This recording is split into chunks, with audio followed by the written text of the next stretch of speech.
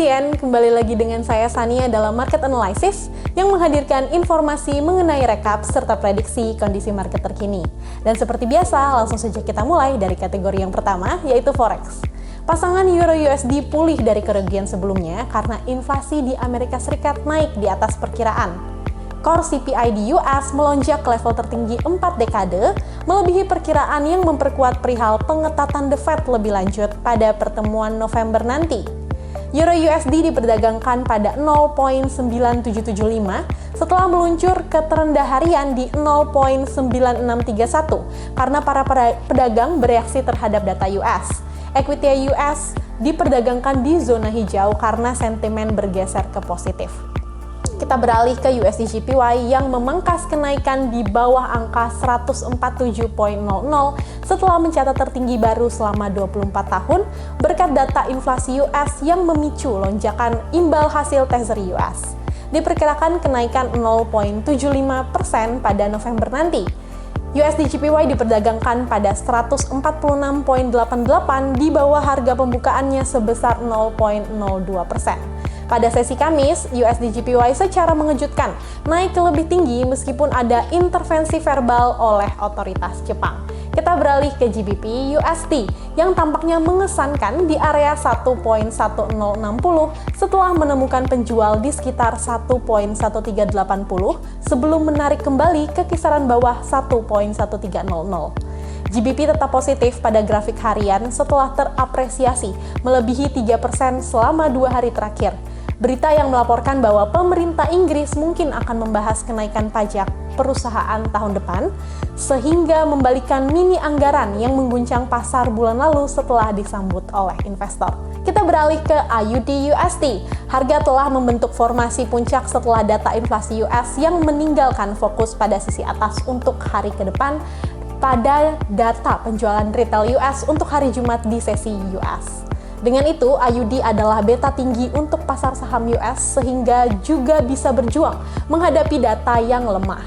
Namun demikian, kenaikan akan kembali terkendali jika tembus di sekitar 0.6350 yang berada di atas formasi puncak 11 Oktober di sekitar 0.6330. Di luar 0.6350, pembeli akan mengincar pergerakan kembali di sekitar 0.6400, 0.6500, dan kemudian di 0.6550. Kita beralih ke kategori metals. XAU-USD, harga emas turun pada hari Kamis lalu karena kenaikan inflasi US September yang lebih tinggi dari perkiraan memperkuat taruhan Federal Reserve untuk bertahan pada kenaikan suku bunga yang agresif.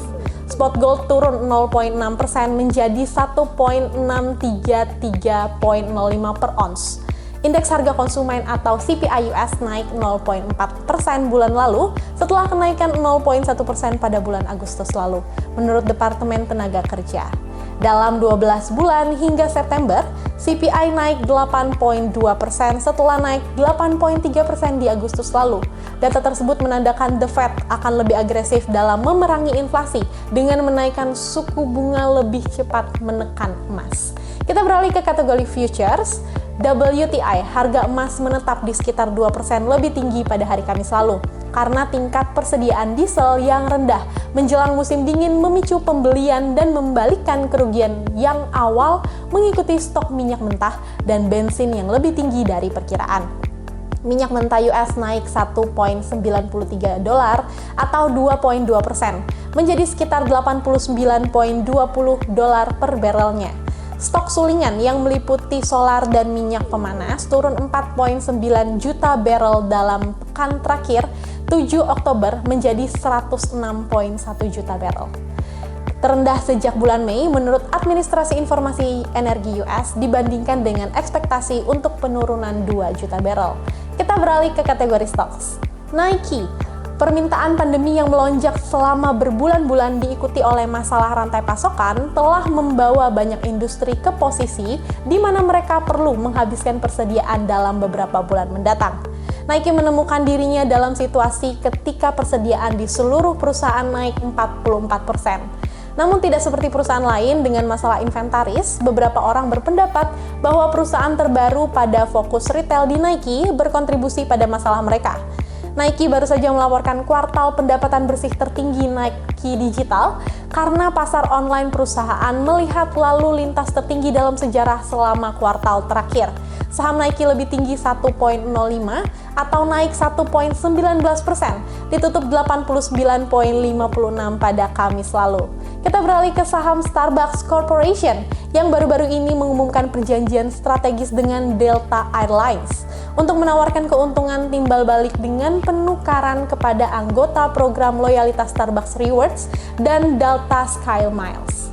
Saham Starbucks lebih tinggi 2,50 atau naik 2,88%, ditutup di harga 89,37 pada Kamis lalu.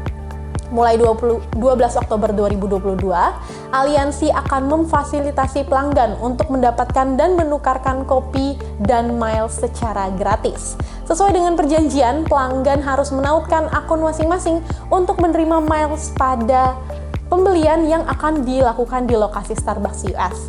Inisiatif ini memungkinkan anggota untuk mendapatkan 1 mil per $1 yang dihabiskan di Starbucks untuk menggandakan bintang pada hari-hari berpergian menggunakan Delta Airlines. Itu dia informasi mengenai kondisi pasar minggu lalu. Dan bagaimana prediksi dari kondisi pasar minggu ini? Langsung saja kita mulai dari hari Senin, 17 Oktober, balance of trade China di sekitar 80 billion dari sebelumnya di 79,39 billion. Dan dari Jepang, industry and production month over month final Agustus di sekitar 2,7% dari sebelumnya di 0,8%. US NY Empire State Manufacturing Index Oktober di sekitar -1 dari sebelumnya di -1,5. Hari Selasa 18 Oktober US Monthly Budget Statement September di sekitar -230 billion dari sebelumnya di -220 billion. Dari Australia, RBA Bullock Wills Page dan akan ada meeting minutes. Dan retail sales year-over-year September China di sekitar 3,1% dari sebelumnya di 5,4%. Hari Rabu 19 Oktober dari Great Britain, inflation rate year-over-year September di sekitar 9,9% dari sebelumnya di angka yang sama 9,9%. Dari Great Britain juga, inflation rate month-over-month September di sekitar 0,3% dari sebelumnya di 0,5%. Europe area inflation rate year-over-year final September di sekitar 10% dari sebelumnya di 9,1%. US building permit September di sekitar 1,487 million dari sebelumnya di 1,542 million. Dan hari Kamis 20 Oktober dari Jepang terdapat data balance of trade September di sekitar -2.100 billion dari sebelumnya di 2.817,3 billion. Dan dari Australia, unemployment rate September di sekitar 3,4% dari sebelumnya di 3,5%. US initial jobless claim di 15 Oktober di sekitar 230K dari sebelumnya di 228K. Masih dari US, di existing home sales September di sekitar 4,7 million dari sebelumnya di 4,8 million. Dan yang terakhir, Jumat 21 Oktober, data dari Jepang inflation rate year-over-year September di sekitar 3,2% dari sebelumnya di 3%. Great Britain retail sales month-over-month September di sekitar -0,5% dari sebelumnya di -1,6%. Dari Kanada, retail sales month-over-month Agustus di sekitar 0,4% dari sebelumnya di -2,5%. Dan yang terakhir, Europe area, consumer confidence flash Oktober di sekitar -29,3 dari sebelumnya di -28,8.